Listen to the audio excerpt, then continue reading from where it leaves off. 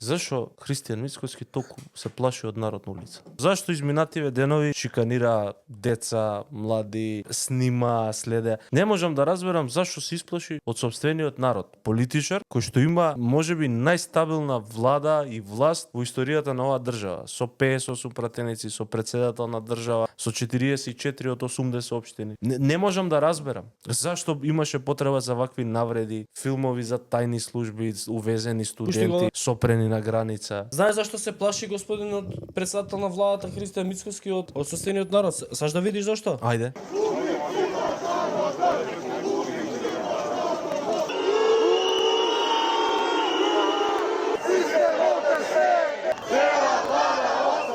Стравот на господинот Христијан Мицкоски е ова.